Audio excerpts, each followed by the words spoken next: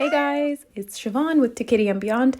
Welcome back to my channel. Today we're doing another episode in the Starseed Origin series, and this is going to be about Polarians.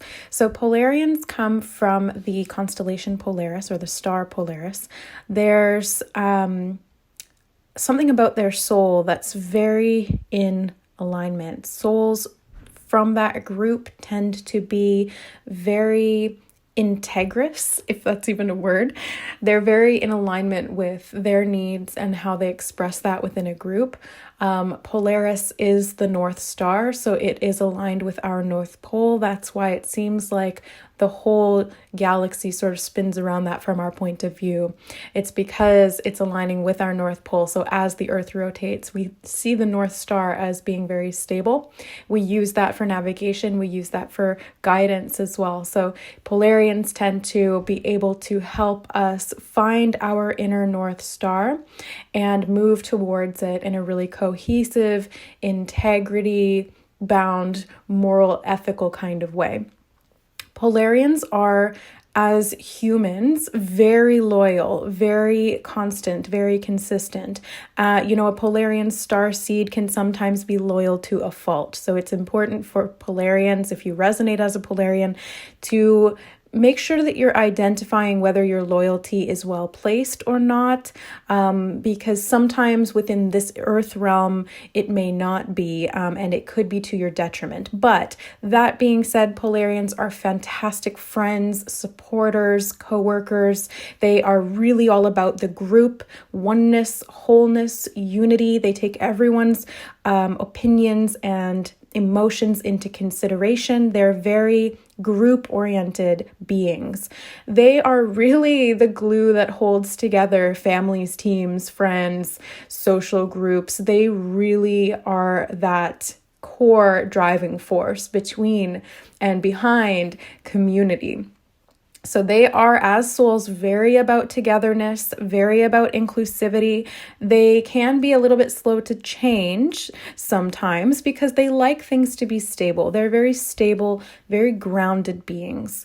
So just because they're slow to change doesn't mean that they aren't capable of great change. But after long periods of contemplation, sometimes that's when change will happen for them. They like to make sure that everything is in alignment, in integrity, not going to affect the whole negatively in any way. So that's kind of why they take a little bit more time to create change in their life, but they can make big, well thought out changes.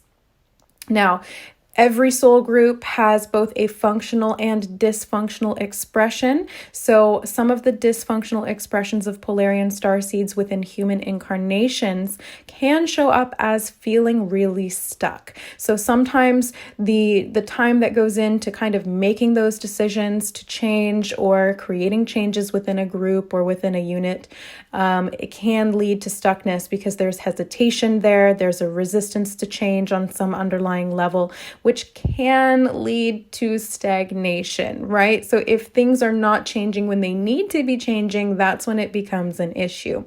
There can also be some stubbornness that comes up around this or around anything in general. Polarians in the dysfunctional aspect can be quite stubborn simply because they're so grounded. I'm getting a very strong Taurian vibe from Polarians. Some of them may even present as earth signs, Capricorn, Taurus, or Virgo. Now, that's not always going to be the case. Obviously, that's quite a broad generalization, but I feel like there are some correlations that would sort of resonate with a Polarian soul to choose that natal chart or that time of birth to kind of embody those traits. Now, I've also seen that, by the way, on a side note, not to do with Polarians, but I've seen this with many souls where their soul blueprint, not only their soul group of origin and the blueprint that comes from that, but also their divine energy centers and how they work with energy as a soul, really align with the natal chart. So it's kind of like the natal chart is a chosen blueprint that is based off of our soul blueprint. That's how it all works, and I love it. So Polarians are very stubborn sometimes, but this can also come in a positive way or show up in a positive way as persistence, right? They're persistent. They will push through. They will keep on going towards their goal no matter what the circumstances, especially if it's going to benefit the whole in some way. Now, sometimes this can show up as persistence to pursue something or continue with something that doesn't work.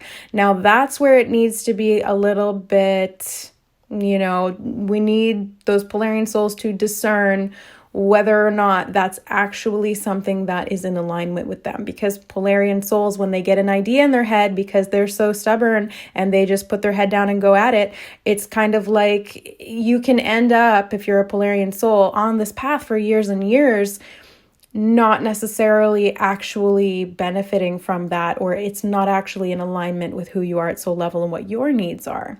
So this can show up in many different ways. One of them, like we were saying before, in regards to loyalty, can be misplaced loyalty. So you can, it's like you work at a job your whole life because you're loyal to your boss, you're loyal to your employee or your coworkers, you're loyal to the company, but it's not actually serving you. Maybe you're working yourself ragged, or you're not as valued as you could be within this unit. Maybe you're not being compensated financially enough for the work that you're putting in. Maybe it's just not in alignment with who you are at soul level and how you express energy, and therefore you're kind of stuck in this same cycle of limitation and lack, not realizing that it's actually coming from misplaced loyalty. So it's important for Polarians to kind of take a step back and identify where their loyalties may be misplaced, misguided, or just not entirely necessary. It's important for Polarians to have their loyalty be towards themselves as well, which is something that they're not super familiar with. Polarians are very integrated within the whole. Their consciousness within that soul group of origin is very whole oriented rather than fractalizations of the whole, which we have more on Earth here. We identify as individuals a lot more here on Earth. Polarians, they identify more as a group. So that's where it can get a little bit tricky for them within this earth realm in this incarnation as a human. So misalignment of the poles in relation to Polaris may make them want to ground the planet as well. So the poles that we have here, the North and South Pole, can shift from time to time. There can be electromagnetic changes within the earth realm, and Polarians are very connected to Earth, not just our Earth that we're on here, but Earth in terms of planets. They're very connected to like nature, that grounded aspect of reality, living in a third, fourth, or fifth dimensional existence. So sometimes they can be drawn to doing like grid work as light workers, if that's something you're drawn to, like moving to certain places to protect or cleanse the land, activating portals, closing gateways, opening gateways, whatever that may be.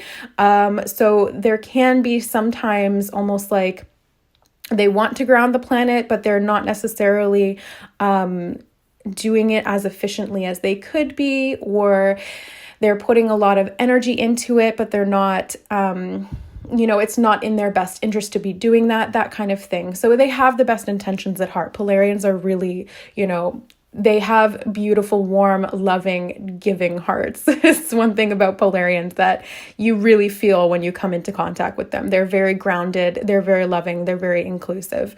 So it's important for them to kind of take a step back, even though they can feel really safe connecting to the earth and the ground and nature, to maybe take a step back and not put so much responsibility on themselves to cleanse the whole entire planet, right? That's not your job. You're here to live a human life and really just experience what it's like to be within this dimension, within this reality, within this human body.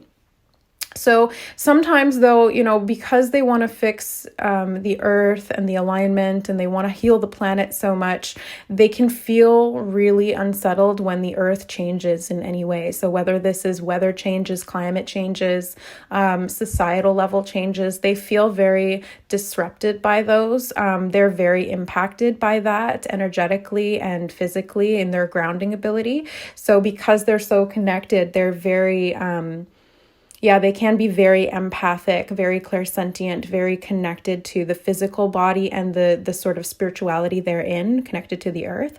So Polarians, again, it's kind of like finding that grounding within themselves so that they can feel safe within their environment. The environment here on Earth is vastly different from on Polaris. It's a much more sort of a lush, green, integrated, community-based planet, the whole planet, and there's a lot less people on it. So there's differences that need to kind of be accounted for when you come into a human incarnation and you're here on Earth and you're like, oh my God, there's so many people, there's not a lot of forest space, there's destruction going on, the climate is changing, all of these things can really stress out Polarians. So just kind of try to focus on your own experience here on Earth. Do what you can, Polarians, but don't overextend yourself, because that's not going to help anybody. Really just take care of yourself first and foremost, and then you show up in your highest expression, okay? So that's pretty much for Polarians.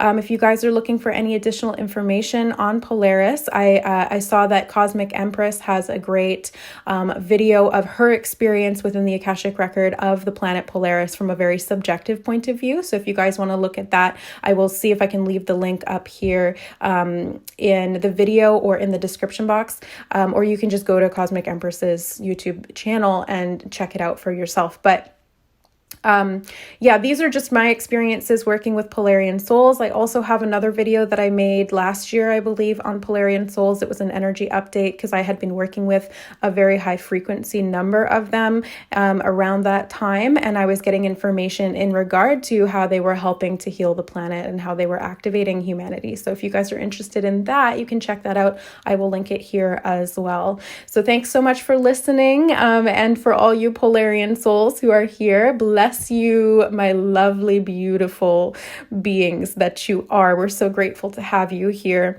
All right. So thank you, guys. If you're interested in finding out what your soul group of origin is, or doing any healing work from the past, from the future, anything at all, please reach out to me via services.2kittyandbeyond@gmail.com. All the information that you need for pricing and my detailed services are in the description box below this video. Okay, we'll see you next time, guys.